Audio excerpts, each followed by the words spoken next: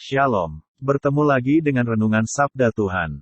Renungan kali ini berjudul, Dilema atau Pilihan Berat dari Kepatuhan. 1 Samuel pasal 3 ayat 15. Samuel pun tidur sampai pagi. Kemudian, ia membuka pintu rumah Tuhan. Samuel segan memberitahukan tentang penglihatan itu kepada Eli. Sebelum melanjutkan saya berdoa, bagi yang sakit apa saja, dalam nama Tuhan Yesus sembuh. Bagi yang miskin diberkati berlimpah-limpah, dan yang sedih diberi kebahagiaan.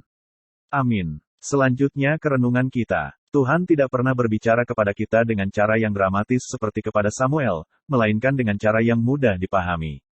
Kemudian, kita berkata, benarkah itu suara Tuhan?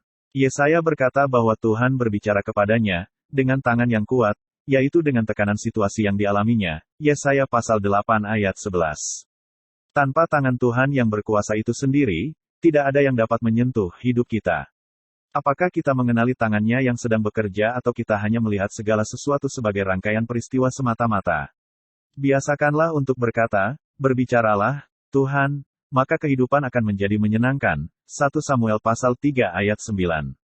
Setiap kali situasi mengimpit Anda, katakanlah, berbicaralah, Tuhan, dan luangkan waktu untuk mendengar.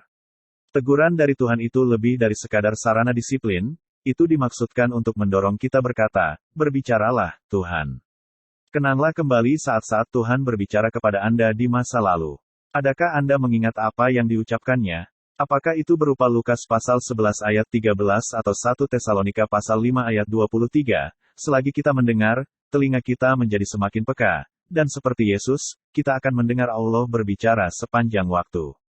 Lalu berfirmanlah Tuhan kepada Samuel, bahwa aku akan menghukum keluarga, untuk selamanya karena anak-anaknya telah menghujat Tuhan, tetapi ia tidak memarahi mereka. 1 Samuel pasal 3 ayat 13 akan tetapi, Samuel segan memberitahukan penglihatan itu kepada Eli. Haruskah saya mengatakan kepada Eli saya tentang hal yang ditunjukkan Tuhan kepada saya?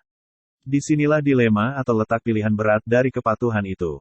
Kita tidak patuh kepada Tuhan karena berbuat kebaikan bagi orang lain, dan kita berpikir, aku harus melindungi Eli, yang melambangkan orang terbaik yang kita kenal. Memang Tuhan tidak menyuruh Samuel untuk memberitahukan kepada Eli, tetapi dia harus memutuskan hal itu sendiri.